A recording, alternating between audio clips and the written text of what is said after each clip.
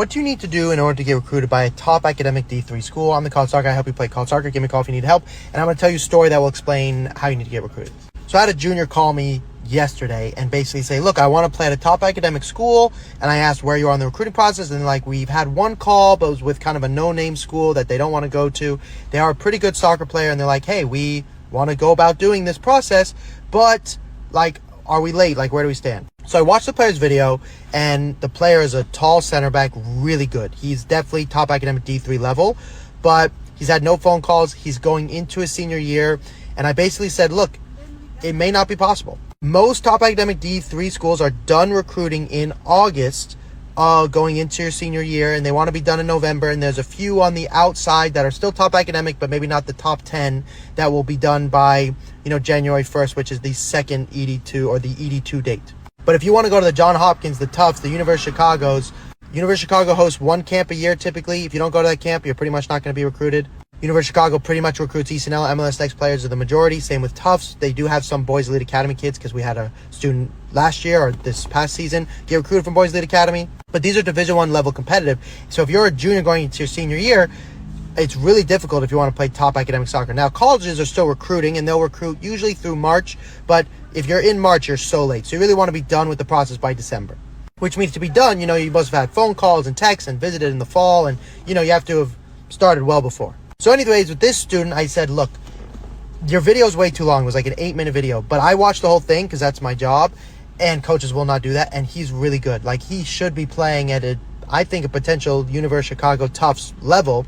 If he wanted to play D1, it'd be a lower tier D1 school. And with his academics, he doesn't want to do that. And correctly so, because academics always come first for me. So I said to the family, look, if we're really aggressive, and I have this college soccer guy AI system that's really helpful, and obviously I understand how to communicate with coaches, I said, look, because your son is so good, I actually think you could still get recruited by the top academic schools, and the coaches would potentially make an exception for him because he's a center back, and center backs, when you need a center back, you really need a center back.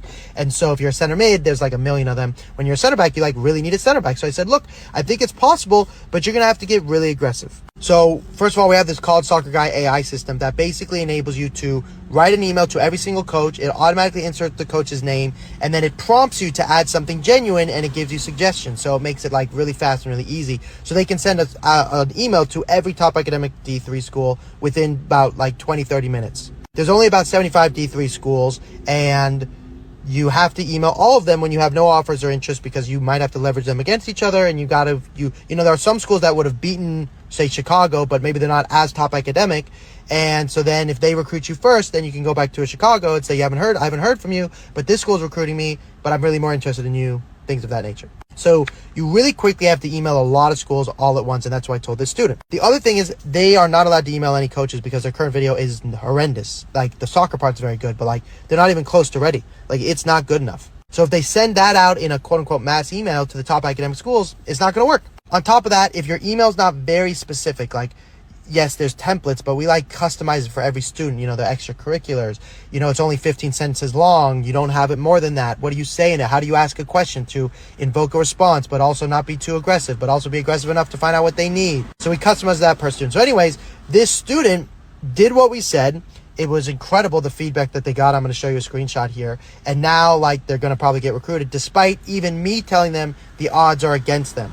So if you want more help, give me a call. Links in the bio. Talk soon. Bye.